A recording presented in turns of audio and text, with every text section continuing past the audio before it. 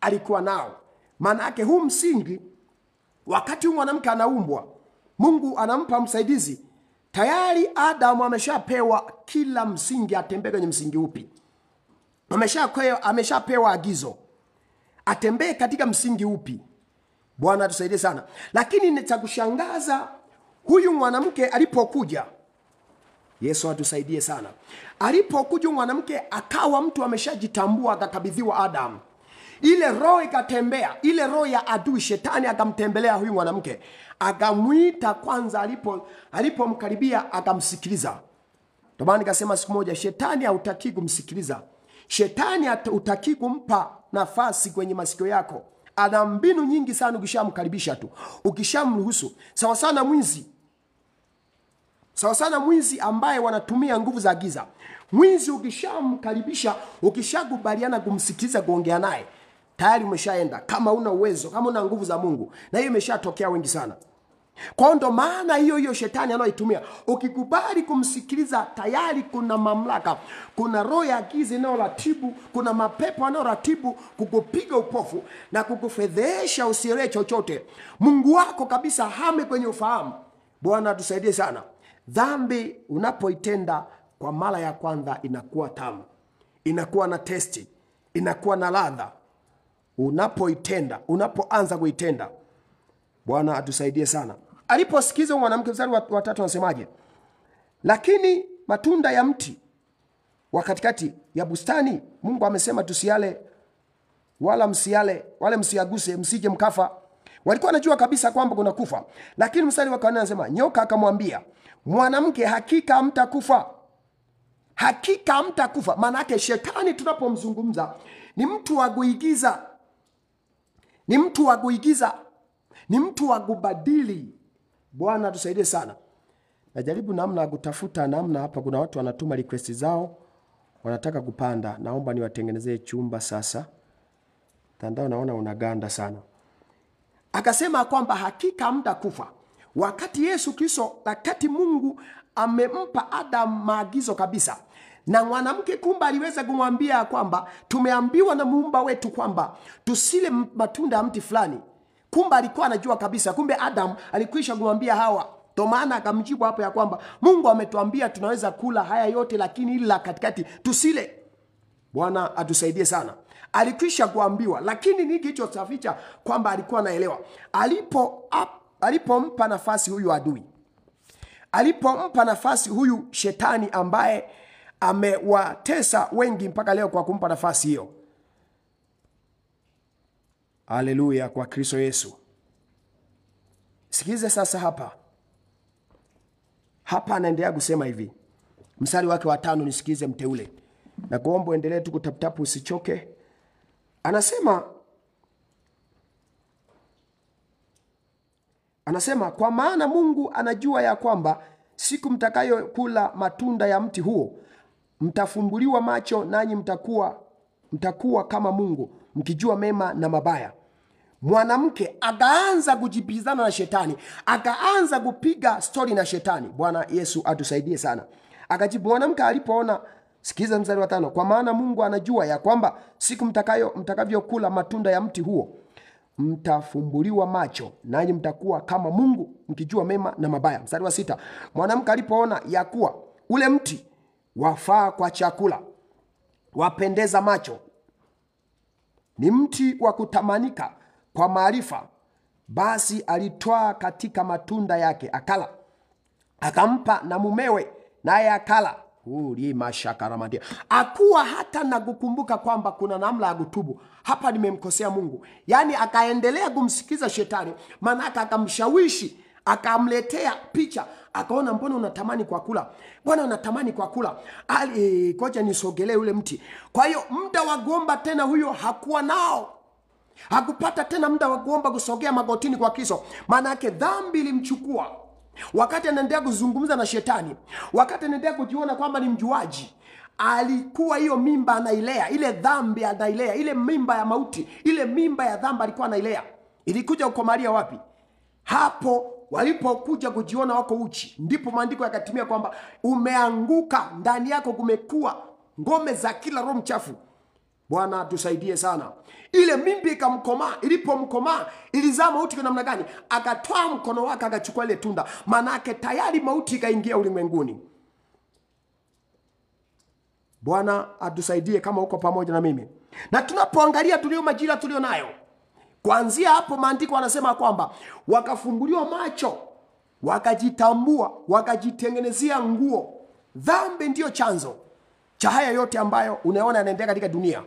Kwa hiyo tunaona madhara ya dhambi unapoiruhusu. Tunaona madhambi kwa jinsi unavyoipa nafasi kuliko ibada. Inakuwa na nguvu namna gani? Unapoiruhusu mara ya kwanza inakuchukua. Unapofungua mlango wa dhambi moja, alifungua mlango wa kumsikiza shetani, alifungua mlango wa kusikiza mafundisho ya adui. Dhambi hiyo kama unavyofungua milango sasa hivi ya kusikiza manabii wa uongo pasipo kujaribu zile roho. Ile roho ikishakumeza, ikishakukamata, inakuteka, inaangusha, inaufuta ule uzaliwa wa mara ya pili katika Kristo. Maana kunakuwa mateka. Maandiko anasema sio kila roho inayosema nikutabirie, sio roho ya Bwana. Kuna mingine ni roho ya shetani ambayo inakaa ndani ya vinywa vya manabii. Maandiko anasema katika kitabu cha Wafalme wa pili pale anazungumza kwamba kule Mungu alipokuwa akiendelea kuzungumza, akaendelea kuzungumza, ikafika mahala alikuwa anazungumza Mungu kwa habari ya jinsi gani amtume nani ili akaweze kuzungumza na wanadamu. Kuna kapepo kalitoka kuzimu kwa sababu mbingu ilinyamaza. Ilinyamaza kwa sababu mbinguni sio watu wa kusema uongo, lakini kuzimu ni maarufu wa kusema uongo. Kapepo katoka kuzimu kakasema, nitume mimi, nitaenda kukaingia katika vinywa vya manabii, nitajigeuza, nitafanyika mnabii katika vinywa, nitasema uongo ndani ya vinywa vya manabii, nitawaingia. Bwana akasema, utasema semaje? Kakaanza kusema, nitaenda nitasema hivi, nitaingia nitasema hivi, nitawadanganya watu. Kumbe ile roho inakaa. Kumbe mtu anapotenda kinyume na Kristo, anaposema uongo, yule mtu anapogeuka kuwa mhubiri wa uongo, anaposema kitu ambacho sio ile, kwa nini anakuwa na nguvu? Kwa sababu najua mtu wa Mungu akianguka kwenye dhambi hawezi kuwa na nguvu tena. Kwa nini wale manabii wa uongo wanakuwa na nguvu? Manake Mungu anaondoka, yule nabii, ile roho ya mapepo wa kuzimu inakaa ndani yake. Kwa ule uongo, ile roho ya giza, ile uongo inauvivia roho ya kipepo, ambapo ataweza kutenda miujiza. Muongo mzinzi anaweza kutenda miujiza vile vile, kwa sababu ametoka kwenye mfumo wa Kristo, ameviviwa na roho ya kuzimu. Bwana Yesu atusaidie sana. Ndio maana utaendelea kumwona kwamba mbona kama anatenda miujiza hivi, mbona mhubiri kama naona kabisa anapokuwa ibada naona nguvu kabisa, watu wanaanguka wenye mapepo. Ni roho ya uongo, ni roho ya giza, inajaribu kutengeneza propaganda ili watu wengi inatengeneza miujiza uongo ili kuwajaza watu wengi, watu ambao hawataki kuomba kwenye kazi za leo, hawataki kuacha dhambi ili wapane ugonjwa wao. Kwa ile roho inakuwa kwa ajili ya kuwasaidia. Wanapoenda pale, hatusipoomba wewe, hatusipojilinda na dhambi wewe, kwa sababu pale ni roho ya dhambi kwenye hekalu. Imekuwa ni sehemu ambapo dhambi zinaishi. Kwa unapoingia pale na wewe unaunganishwa hapo, mnakuwa familia ya watu wenye dhambi. Lile gonjwa linapozwa inawekwa mahala. Ndio maana unasikia ule mtu akiondoka kwa ule nabii wa uongo, ule ugonjwa unarudi. Kwa nini? Magonjwa yanakuwa yanatulizwa mahala, ili muendelee kujazana pale, ili uendelee kusema kwamba pale mbona watu wanajaa, hapo kuna Mungu wa kweli. Kumbe kuna watu baada ya muda sasa, mnapojazana vile mtasikia watu wanakufa. Kumbe ni zile kafara za mwisho wa mwezi, sasa za mwisho wa mwaka, mwisho wa siku unaandaliwa wewe sasa. Nisikize nikwambie, mtu wa Mungu, dhambi inapomkoma mtu uzaa mauti. Mauti tunayaona hapa, huyu mwanamke akachukua ile tunda, tayari akadhaa mauti. Kutoka wakati huo tukaanza kufa. Kutoka wakati huo ile roho ya dhambi ikatawala kwenye mwili huu, ikatawala mpaka mtakatifu leo hiyo roho inatawala, ana uwezo anakufa mpaka leo. Hata kama utakuwa na uwezo wa kuweza kuamrisha chochote kwa njia ya imani ya Kristo, kufa ni lazima. Ila katika ulimwengu wa roho tunakuwa na uweza, tunakuwa tumehamishwa na Kristo. Anasema dhambi alihukumu katika mwili. Bwana atusaidie sana. Kwa hiyo huyu mwanamke alipoona ya kutamanika, unajua adui aji kwako kukushawishi na kitu ambacho hakitamaniki. Hawezi kuja kukushawishi na kitu ambacho hakitatamanika machoni pako. Anakuletea kitu, anakirahisisha, kinakuwa cha kutamanika. Bwana atusaidie sana. Tunaona mwanamke ilikula ni kitu cha kutamanika, kafaa kwa kula.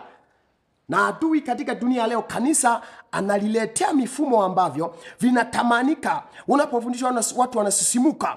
Kumbe ni kitu ambacho anakuja kuteka nacho, ambacho anajua hiki kabisa huyu mtu akishakitumia hapa tayari ameshamnasa. Angalia mstari wake wa 7 anasemaje? Madhara ya kutukupata muda wa kuishambulia roho ya dhambi. Kwa nini nawaambiaga watu mimi uwe muombaji wa muda mrefu, jifunze kuomba kwa muda mrefu. Unakuwa na uwezo wa kushambulia roho. Hivi wangapi watu najuaka kila siku na wasemaga mimi. Kuna watu wengine wanakaza wanafunga na kuomba, lakini unakuta vita ni kubwa, roho zinamshambulia. Lakini kajiuliza, asiyeomba kabisa ambaye anakaa tu, yani yeye unaona kila jambo ni sawa tu, yuko hali gani? Maana yake adui wewe ana kazi, wewe tena uko mikononi mwake ameshagunasa. Bwana atusaidie sana wateule. Anakuja na mbinu nyingi sana.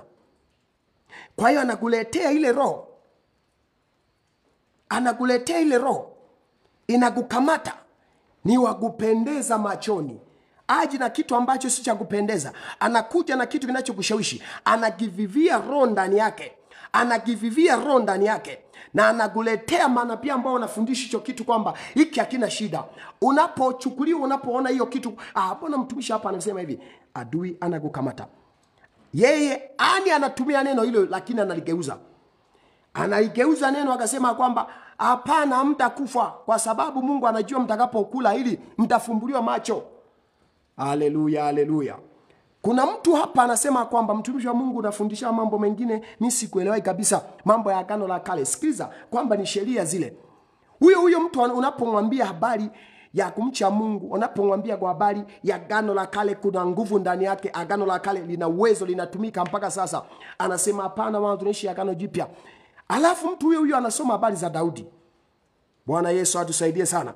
Yesu Kristo alifundisha kwa habari ya Agano la Kale. Siku moja wakamletea mtu mmoja kwa habari ya talaka. Akawaambia, kwa sababu ya mioyo yenu, kutoka someni Agano Torati, kutoka Agano la Kale, toka mwanzo akuwa hivi. Manaka akawarudisha kwenye habari ya mwanzo, kwa sababu tu ya mioyo yenu migumu. Bwana atusaidie sana wateule. Barikiwe sana rafiki yangu Mary Mtula.